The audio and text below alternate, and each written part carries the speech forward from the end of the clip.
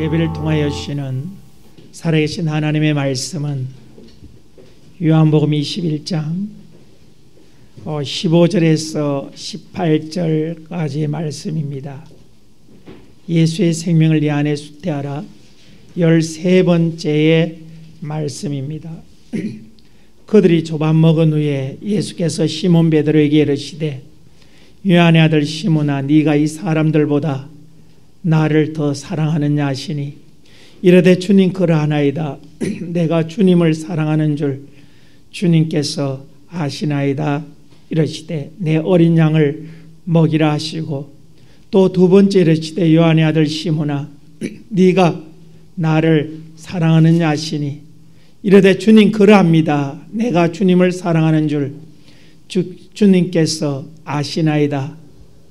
이르시되 내 양을 치라 하시고 세 번째 이르시되 요한의 아들 시몬아 네가 나를 사랑하느냐 하시니 주께서 세 번째 네가 나를 사랑하느냐 하심으로 베드로가 근심하여 이르되 주님 모든 것을 아시오매 내가 주님을 사랑하는 줄을 주님께서 아시나이다.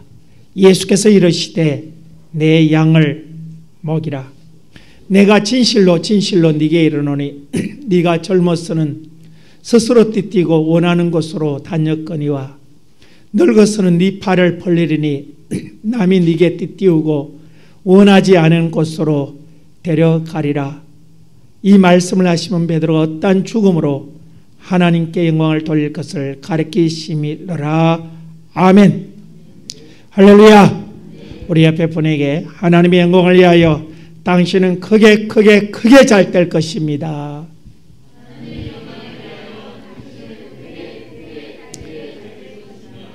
하나님의 영광을 위하여 당신은 크게 잘 될 것입니다.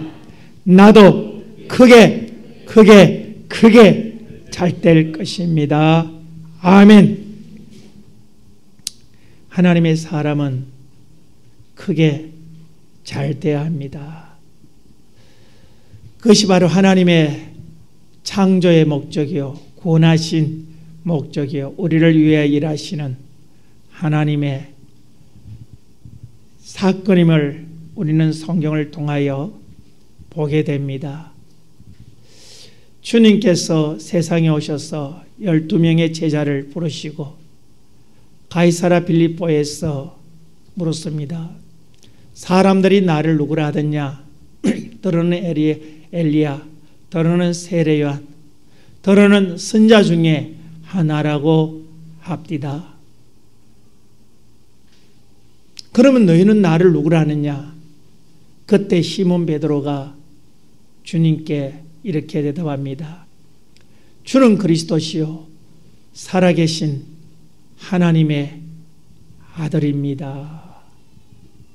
바요나 시몬아 네가 참 잘 대답하였다. 그러나 네 머리에서 나온 것이 아니라 하나님의 성령이 내게 가르쳐 주셨느니라. 아멘. 내가 이 고백에 내 교회를 세우리니 엄부의 권세가 이기지 못하리라. 주는 그리스도시요 살아계신 하나님의 아들이라고 하는 베드로의 고백 위에 주님은 자기의 교회를 세우셨습니다. 주님은 하나님의 말씀이라고 하는 그 터전 위에 자기 교회를 세우시겠다고 주님이 약속하셨습니다. 참으로 주님은 3년 동안 제자들을 데리시고 그들에게 천국 복음을 그들과 함께 천국 복음을 전하시고 하나님 말씀을 가르쳤지만 그러나 그들의 생각은 주님의 생각과는 정 다른 방향으로 흘러가고 있었기에 그들은 주님께서 대제사장과 서기관들이 보낸 하수인들의 손에 잡혀 힘없이 브라디온 뜰에서 고난을 받으시고 십자가에 잔인하게 죽으시는 모습을 보면서 그들은 모두 다 하나같이 주님을 떠나갔습니다. 참으로 주님을 통하여 세상의 권력을 누려보려고 했지만은 그것이 좌절되어지자 그들은 각자의 생업을 쫓아 가버리고, 참으로 3년 동안 주님이 그들에게 가르쳤던 천국의 말씀들은 있는지 없는지 아주 까마득하게 보이지 않는 그 시간에 주님께서는 3일 만에 부활하시고, 부활하신 주님은 40일 동안 제자들을 찾아다니시면서 생전에 말씀하셨던 부활의 예언대로 부활의 사건이 바로 자신을 통하여 이루어졌음을 제자들에게 보이시면서 이제는 성천할 하나님 나라로 올라갈 시간이 가까워질 때에 주님은 디베랴 바닷가를 찾아갔습니다. 그 디베랴 바닷가에는 주님과 3년 동안 함께 했던 주님의 제자 베드로와 야고보와 요한, 또 그의 친구들이 함께 과거에 고기 잡아먹던 그런 현장에 주님은 찾아가셨습니다. 그곳에서 밤새도록 그물을 내리면서 고기를 잡기 위하여 몸부림치는 그들의 모습을 보시면서 새벽쯤에 얘들아 고기가 있느냐? 하나도 없나이다. 그럼 배 오른편에 던지라. 그리고 배 오른편에 던졌더니 밤새도록 없던 고기가 어디서 왔는지는 모르겠지만 그물이 찢어질 정도로 가득 그물 안에 모여 있는 것을 보게 됩니다.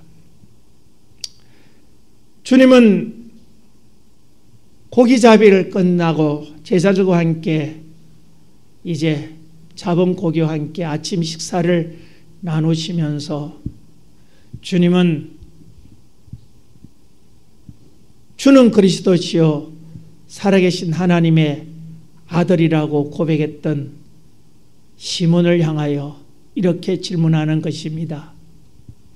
요한의 아들 시몬아, 네가 여기에 있는 이 사람들보다도 나를 더 사랑하느냐? 생전에 주님을 위하여 죽겠노라고 다짐하고 결단하고 주님의 죽음 앞을 가로막았던 그 시몬을 향하여 주님은 요한의 아들 시몬아, 네가 이 사람들보다도 나를 더 사랑하느냐? 주님이 이렇게 물으신 것은 참으로 주님이 땅에 오셨던 목적, 천국 복음을 전하기 위하여, 천국 복음을 전할 자를 찾기 위하여 주님이 세우신 교회를 더 성장시킬 수 있는, 확장시킬 수 있는 그러한 사람을 찾기 위하여 오늘 주님은 시몬을 찾으시고 시몬에게 이 사람들보다 나를 더 사랑하느냐?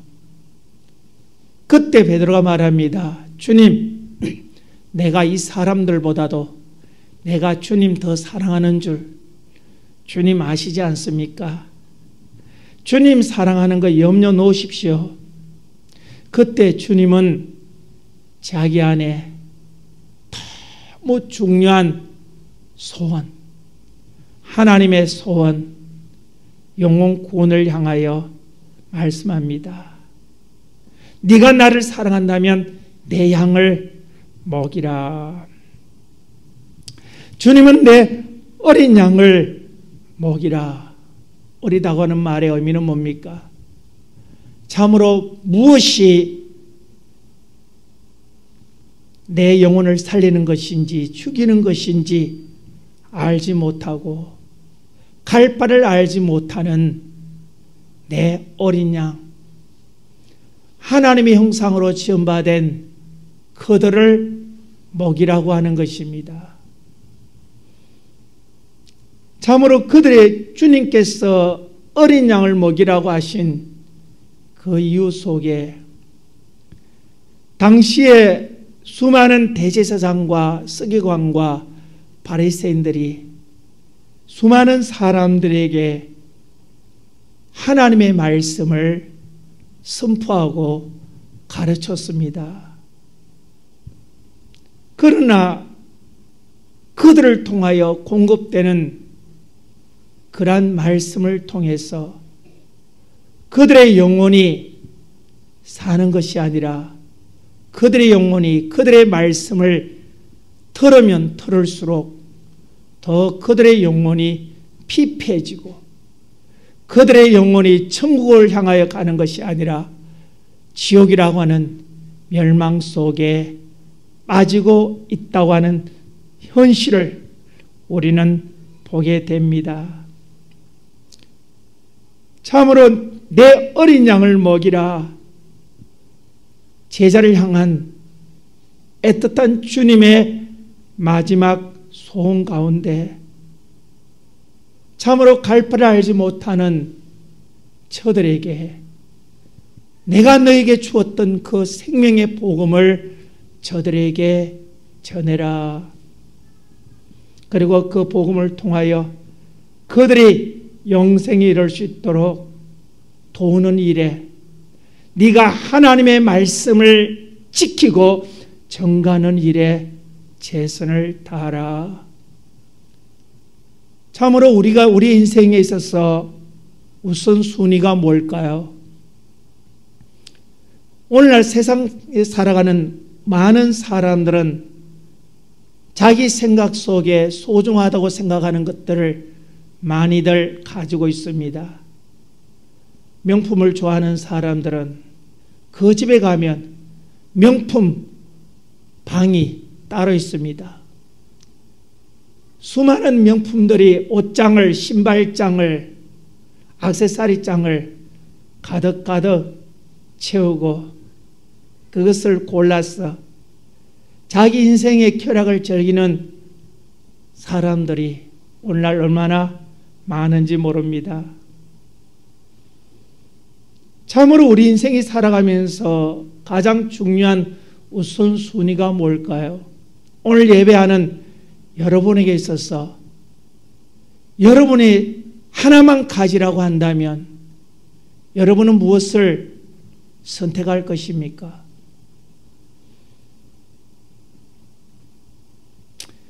거기에는 각자의 개성에 따라서 각자의 경험과 생각에 따라서 선택이 주어질 것이고 많은 사람들이 인생의 위기가 닥쳐올 때에 선택했던 것을 하나씩 놓기 시작합니다. 우리의 경제가 어려워지고 사람의 살림살이가 쪼들어지면 참 내 자녀를 위해서 투자했던 그 우선순위 중에 가장 먼저 포기하는 것이 뭡니까? 예능 쪽이 아닙니까? 그림이라든지 음악이라든지. 그러고 점점 줄어들어갑니다. 결국은 마지막에 남는 것은 자기 생명 하나밖에 없다고 하는 거예요. 우리는 바울이 로마로 가는 길에 유로굴라로 가는 태풍을 만납니다. 바울이 탔던 그 배에 많은 사람들이 비싼 성가를 주고 수많은 물건을 사서 무역을 하고 있었습니다. 그러나 태풍이 불 때에 그들이 포기했던 것이 뭐냐? 그들이 생명처럼 아꼈던 그러한 물건들을 폭풍이 있는 바다에 던집니다. 왜요? 자기의 목숨을 구하기 위해서. 참으로 우리가 살아가는 인생 속에 무엇보다도 중요한 것이 있다고 한다면 바로 내 영혼이라고 하는 것입니다. 성경은 내 영혼의 가치를 평하기를 천하보다도 귀한 생명이다. 그렇습니다. 성경에도 보면 하나님께서 우선순위를 둡니다. 하나님의 많은 창조물 가운데 하나님이 가지신 것 가운데 많은 귀중한 것들이 있습니다. 거기에서 가장 하나님의 우선순위 속에 첫 번째가 무엇이었을까요? 우리는 성경을 통하여 하나님의 우선순위 속에 첫 번째는 하나님의 형상대로 지음받은 사람들이라고 하는 것입니다. 하나님은 사람들의 영혼을 구원하기 위하여 요한복음 3장 16절에 하나님이 세상을 이처럼 사랑하사 독생자를 주셨다. 이사야 53장에 보면 하나님께서 독생자를 주신 이유가 뭐냐? 그로 통하여 많은 영혼들을, 지옥 갈 영혼들을 얻기 위하여. 하나님은 자기 아들의 비참한 죽음을 보면서도 그 죽음을 통하여 얻게 되어질 수많은 영혼들을 바라보면서 하나님이 기뻐하셨다. 하나님의 우선순위는 바로 내 영혼이라고 하는 것입니다. 하나님의 뜻을 가지고 이 땅에 오셨던 주님의 우선순위가 뭐냐? 바로 내 영혼이라고 하는 것입니다. 주님이 이 땅에 오신 것은 지옥 갈 영혼들을 구원하기 위하여, 이 지옥 갈 영혼들을 구원할 수 있는 유일한 길이 뭐냐? 우리는 마태복음 19장 16절에 한 청년의 이야기를 통하여 그것이 무언가를 우리는 깨닫게 되어집니다. 한 청년이 주께 와서 이르되 선한 선생님, 내가 어떻게 하여야 영생을 얻겠습니까? 그때 주님이 말씀하기를 계명을 지키라. 네가 영생에 들어가려고 하면 계명을 지키라. 네가 영생에 들어가려고 하면 하나님의 말씀을 듣고 순종하고 행하는 믿음으로 살라. 네가 영생에 들어가려면 하나님의 음성을 듣고 그 음성을 순종하는 그 일이 바로 천국에 들어가는 길이다. 우리 주님은 세상에 살아가는 수많은 영혼들을 천국으로 인도하기 위하여 그들에게 주시고 싶은 것이 바로 하나님의 말씀이라고 하는 것입니다. 하나님의 말씀. 세상에 잡다한 것이 아니라 섞이지 않는 순수한 하나님의 말씀. 요한을 시모나, 네가 이 사람들보다도 나를 더 사랑하느냐? 그렇다면 내 어린 양을 먹여라. 독초인지 영양가 있는 풀인지 알지 못하는 내 어린 양들에게 참으로 생명의 꼴을 공급해라. 참으로 하나님의 말씀은 우리가 영생에 들어가는 일에 절대적이라고 하는 것을 주님은 우리에게 말씀하고 있습니다. 디모스 4장에 보면 주님의 말씀은 우리를 천국으로 인도해 주신다. 그래서 고린도서 3장 9절에 보면 우리는 하나님의 동력자이, 너희는 하나님의 밭이다. 오늘 우리 인생의 최고의 사명이 무엇이냐? 바로 하나님의 말씀을 내 안에 심고 그 말씀을 붙잡고 그 말씀이 뽑히지 아니하도록 생명을 걸고 지켜나가는 그것이 내 인생의 절대적인 시대적 사명이라고 하는 것을 주님은 성경을 통해서 우리에게 말씀하고 있는 것입니다. 오늘 주님은 내 어린 양을 먹이라. 이 말씀은 주의 종은 말라기 2장의 말씀처럼 네 입술에 준 진리의 말씀을 너는 지켜야 되겠지만은 너는 이 진리의 말씀을 사람들에게 천국의 길을 묻는 자들에게 공급해라. 하나님의 백성들에게 너는 주의 종에게 섞이지 않는 순수한 불의함이 없는 진리의 말씀을 너는 달라고 공급해달라고 구해라. 주의 종의 사명은 섞이지 않는 하나님 말씀을 성도 하나님 백성들에게 전하는 것이요, 하나님의 사람들은 주의 종에게 이것저것 잡다한 것 구하는 것이 아니라 섞이지 않는 하나님의 말씀, 영생에 들어갈 수 있는 말씀을 구하라고 말라기 2장을 통해서 우리에게 분명하게 가르치고 있다고 하는 것입니다. 참으로 생명의 꼴이 얼마나 중요하냐. 주님은 성천하시기 전에 시몬에게 참으로 나를 살리고 싶은 그 마음이 얼마나 애절했으면 디베라 바닷가에서 제자를 만났을 때에 주님은 다른 말씀하지 않았어요. 내가 십자가 죽기 전에 고난을 받을 때 너희들은 왜 나를 피해 도망갔느냐? 너는 왜 나를 모른다고 했느냐? 주님은 따지지도 묻지도 않으시고, 그 주님이 떠날 시간이 가까웠기에 주님은 그 시몬에게 모든 것들은 다 덮어두고 주님이 가장 소원하는 소원, 요한을 시몬아 네가 나를 사랑하느냐? 내 어린 양을 먹이라. 부활의 주님이 시몬에게 이렇게 부탁하는 것은 바로 아버지의 소원이요, 이사야 53장 10절의 말씀이 이루어지는 일에 섞이지 않는 순수한 하나님 말씀을 전해야 하는 주의 종의 사명은 무엇보다도 절대적이었기에 주님은 내 어린 양을 먹여라, 섞이지 않는 생명의 꼴을 먹이라고 주님은 말씀하고 있습니다.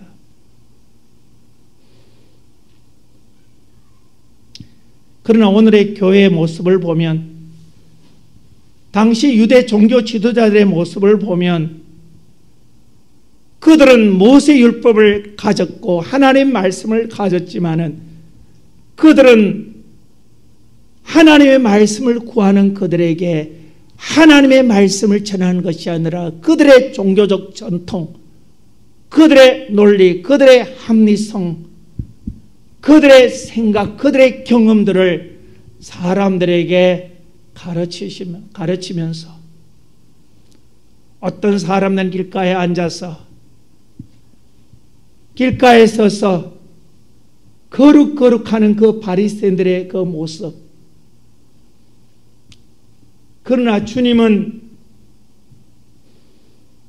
그들의 모습에 대해서 그들의 종교적 전통을 하나님의 백성들에게 전하는 결과가 무엇이냐?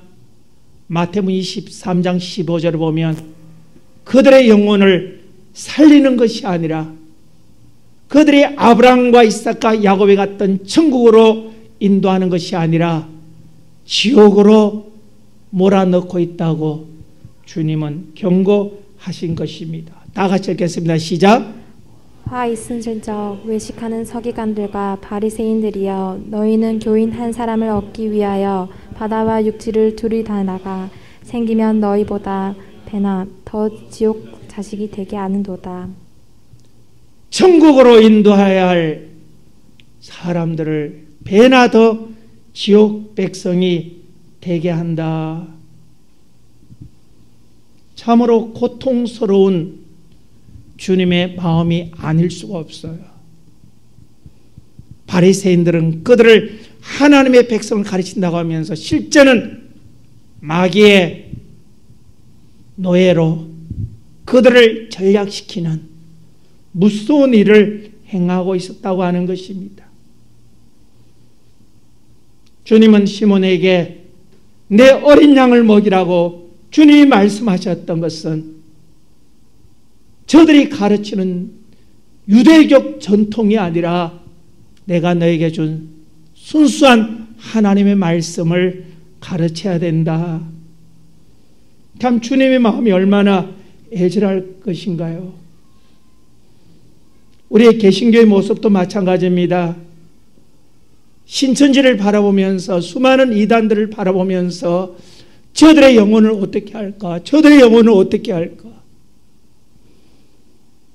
주님을 알지 못하는 저들을 어떻게 할까? 저들을 교회로 부르기 위해서, 그들을 교회로 인도하기 위해서 수많은 수고와 노력을 합니다. 그러나 오늘 우리 교회 현실은 어떻습니까? 오늘 교회 현실이 어떠냐고요? 예수 믿으세요. 천국 갈 수 있습니다. 예수 믿으세요. 천국 갈 수 있습니다. 그래서 수많은 사람들을 교회로 불러들여 놓고 그들에게 공급했던 하나님의 말씀이 무엇이냐, 그들에게 공급했던 꼴이 무엇이냐는 것입니다.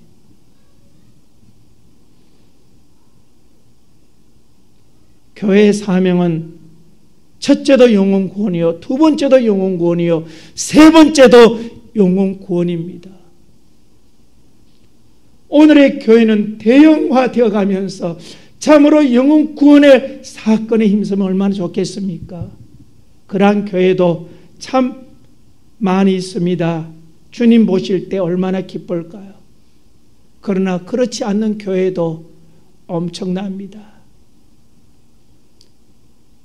1970년대 이 한국 교회를 살렸던 성령운동을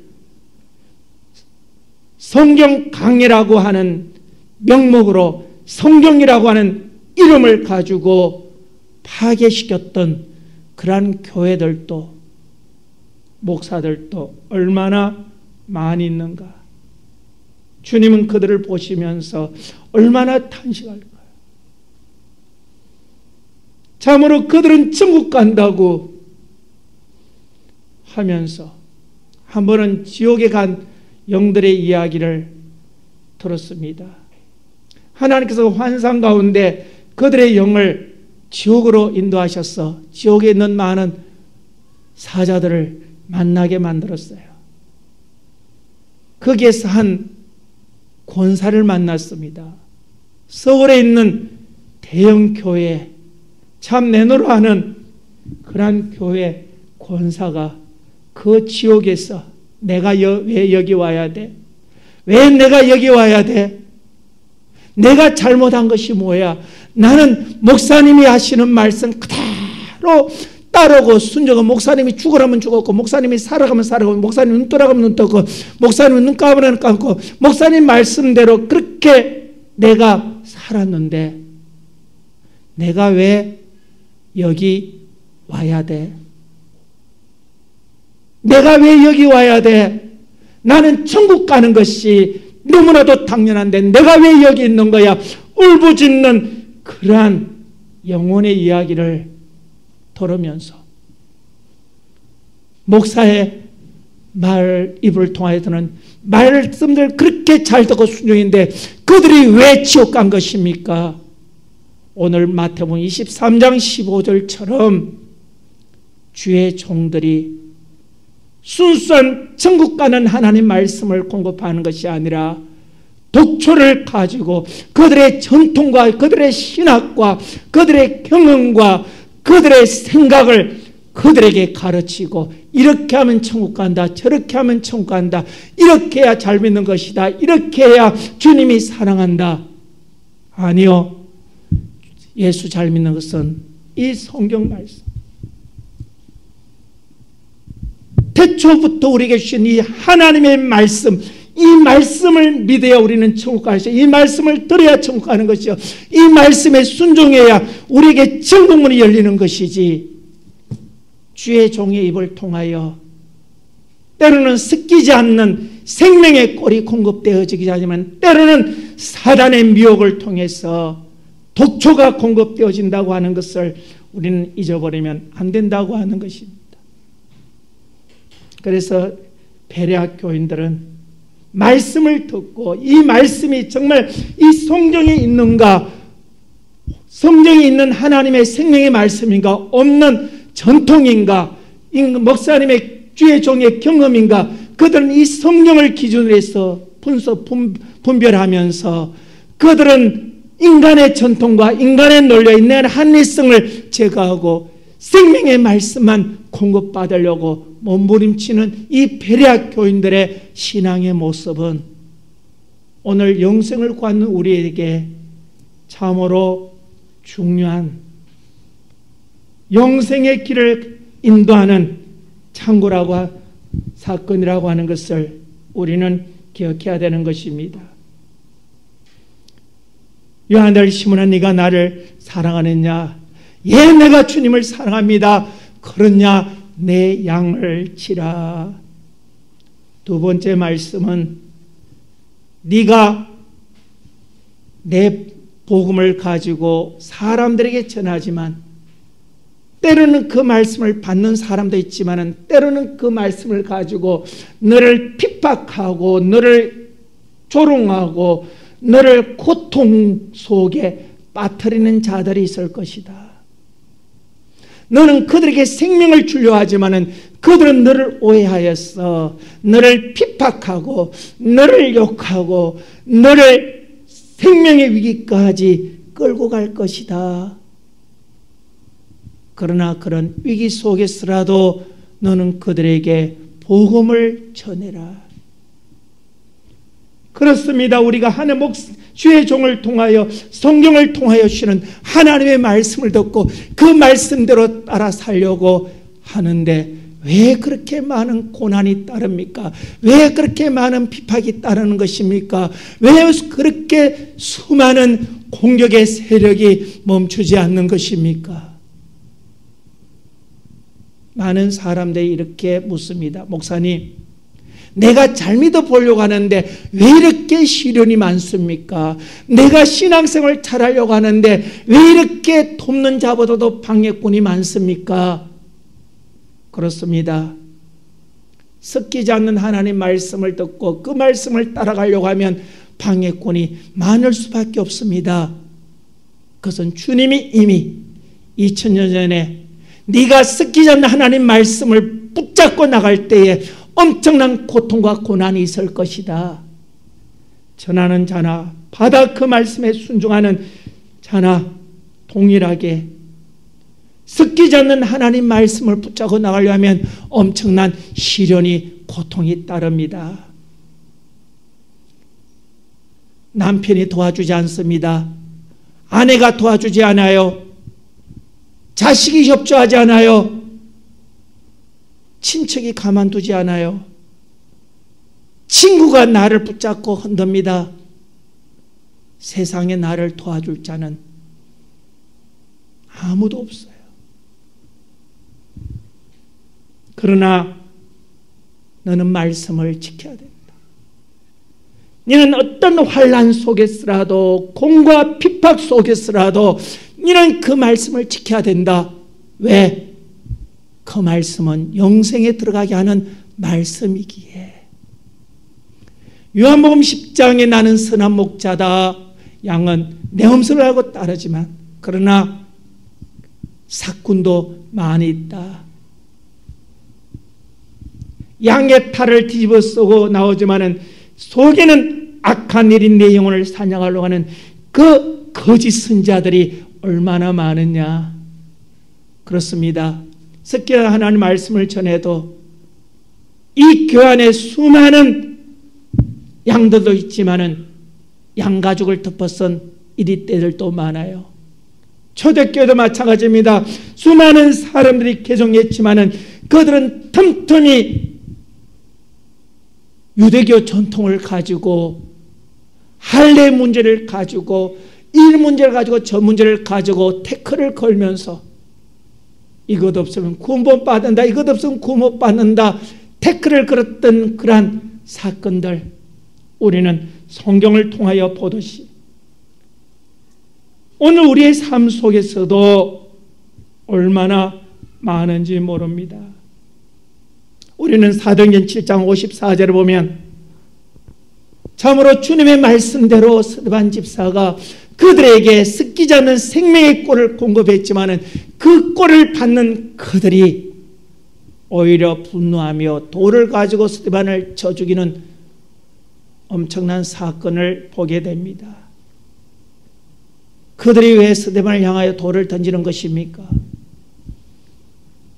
그들을 멸망에 이르게 할 것이라 생명에 이르게 할 복음을 전하는데도요. 그러나 그들이 세상에 미혹되어서, 군중에 미혹되어서, 거짓 선자들에게 미혹되어서 그들은 스데반을 돌로 쳐 죽일 수밖에 없었어요. 누가 옳은 것입니까? 복음을 정말로 돌을 맞으면서도 이 생명의 복음을라고 전했던 그 스데반이 옳은 것인가요? 아니면 돌로 쳐 죽었던 그 군중이 옳은 것인가요? 우리는 사도행전 7장 60절 59절 이하를 통해서 정말 누가 옳은가를 보게 됩니다. 자, 시작. 그들이 돌로 스데반을 치니 스데반이 부르짖어 이르되 주 예수여 내 영혼을 받으시옵소서 하고 무릎을 꿇고 크게 불러 이르되 주여 이 죄를 그들에게 돌리지 마옵소서 이 말을 하고 자니라. 아멘.